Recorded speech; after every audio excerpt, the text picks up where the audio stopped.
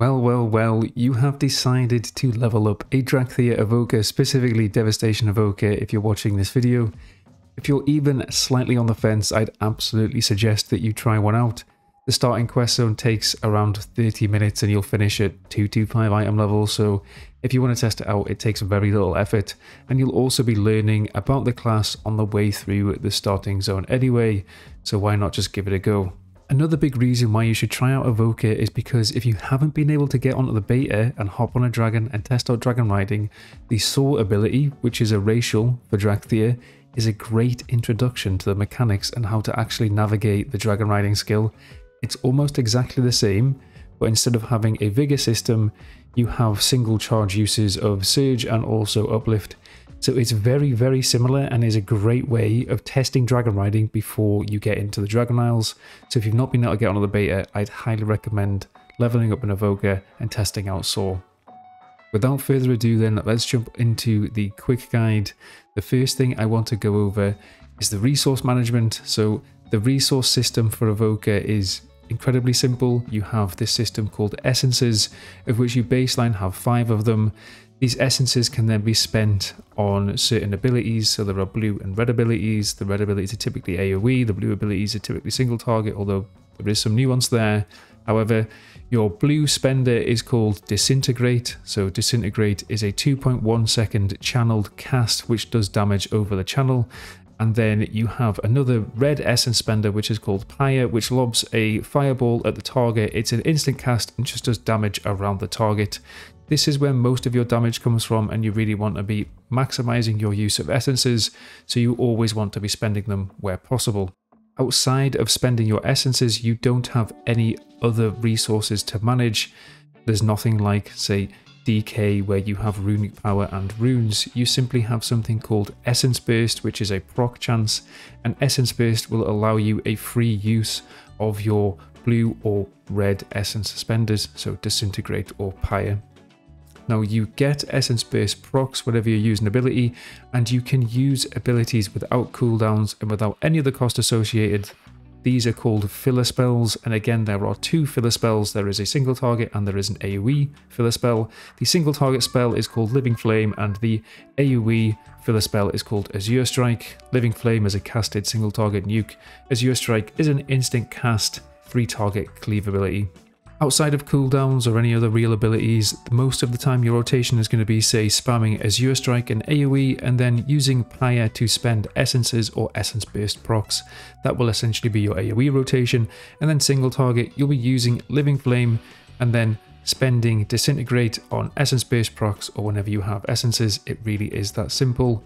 Otherwise, you have 2 new empowered abilities. Now, empowered abilities are essentially channeled casts where if you hold down the button and then release, you get different effects based on the time through which you have been holding down the button. You can change the way which the empowered abilities work with an option called Empowered Spell Input. If you search for this in the options menu, you will be able to play with it. It's press and tap, where you press the button once to start the empowered channel and press it again to cancel it.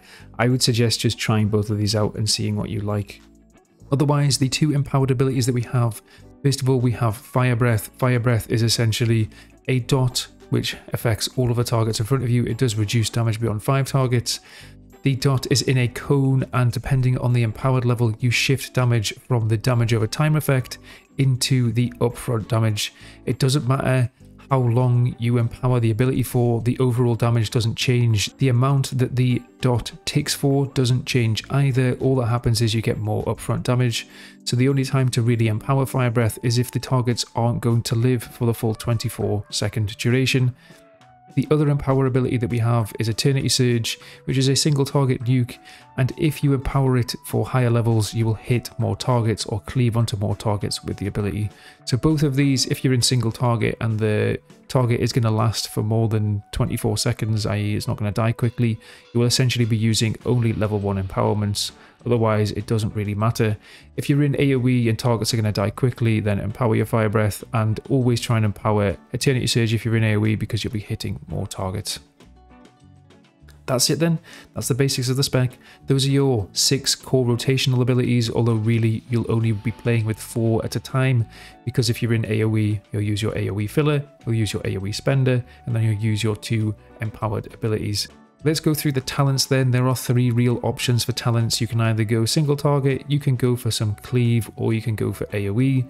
The main differences here are that in cleave, you're reducing the cost of pyre and you're increasing pyre damage, and for AoE, you are reducing the cooldown of fire breath, which means you're getting more fire breaths out, more AoE damage. Otherwise, there's very little difference between the way that these talents actually function. Every single one of these talents takes an additional ability called Shattering Star. This is a short window in which you will increase damage taken. Try and always pair up the Shattering Star damage increase with your empowered abilities, as well as your essence spenders, because these are your hardest hitting abilities. In terms of the Evoker tree then, so talent choices within the Evoker tree, again there are 3 real options. You can either go for a self-defense style of talents. This means that you are going to be tankier, you get flat stamina increases here, flat magic damage reduction, as well as a lot of self-healing. There is then another option, which is to go for group utility, so we get Zephyr. This is a group-wide damage reduction. We also get Fly to Me and Rescue. This means that you can give someone else a 30% max HP increase, as well as Cauterizing Flame. All of these are very useful for Mythic Plus specifically. Being able to be the Swiss Army knife and cover off different mechanics, give damage reductions to party members, give HP increases is very, very useful, specifically for tyrannical weeks and when there's a lot of boss damage going out. The final option to go in the Evoker tree is to get more CC, so this means taking Oppressing Roar, which means that crowd control durations are increased on targets by 50%. You can also take Overroar, which reduces the cooldown of Oppressing Roar based on the number of targets which you have removed and rage effects from. And you can also take Terror of the Skies, which turns Deep Breath into a stun. Overall, you can mix and match any of these 3 trees. These are just 3 clear directions that you can go in. You can either take more CC, you yourself can be tankier, or you can bring more utility to the group with Cauterizing Flame, Rescue, and Zephyr. Now that we've been through all of the abilities, we have been through the talent choices that you have. Let's quickly go through gear, legendaries, stat choices, and also we will go over covenants as part of this. The first thing that I want to cover is stat weights. Haste and Mastery are by far your favourite stats. You will also take some crit if you can get it. However, try to avoid versatility. For legendaries, you have access to the generic legendaries only. You do not have access to any class-specific legendaries. Therefore, the only real options that we have to increase damage are either Echo of ENR or the Third Eye of the Jailer. Unity can still be equipped, and this simply increases damage by 5% and healing by 5% as a passive buff. In terms of covenants, you have been given a generic covenant ability. Again, this is just a simple 2-minute cooldown that increases versatility. You can choose any covenant that you would like. All of these trees are very, very similar. The only thing that really changes is the utility ability that you get, whether that's Fleshcraft with the Necrolords or say Soul Shape with Nightfey. In terms of the best damaging Soulbind, I do think that Dreamweaver will be the best, as you will get the haste buff whenever you use your covenant ability, which will add on to your damage inside cooldowns, which will be a massive gain. However, most of the Soulbinds will be similar in damage, and honestly, if you need to be tankier, then Fleshcraft is definitely an option. If you need more movement speed, or say you want the bleed removal, you could honestly play with Kyrian, or you could play with Venthia as well. I would just play with whatever is your favourite. Now that we have been through the basics and we understand how to set up our characters, let's quickly go through the single target priority list, the AoE priority list, as well as an example AoE opener, and I'll give you a couple of tips at the end of this as well. The priority lists are shown on screen, and they are exactly that. They're just a list of priorities where at the top of the list, if it's off cooldown, you press it first and then you move down the list. This is usually outside the cooldowns and how you'll be playing your normal rotation. Onto the actual AoE opener then. This is just an AoE opener. The single target opener is very, very similar. The main thing that you want to be watching out for is that you want to get 2 uses of your empowered abilities inside Dragon Rage, because empowered abilities extend the duration of Dragon Rage. I will mention that as we get through this. Let's hit play then. The first thing that we're going to do is we're going to spend our essences on fire here. So we're going to use up 2 of our essence charges. 2 of our essence charges will then use Deep Breath. Press our cooldowns. So Dragon's Rage will then use Fire Breath at level 1, we'll then tip the scales, Eternity Surge at maximum power, and then we'll immediately start using our Azure Strikes into Pyre combo. This is how you essentially play your cooldown windows.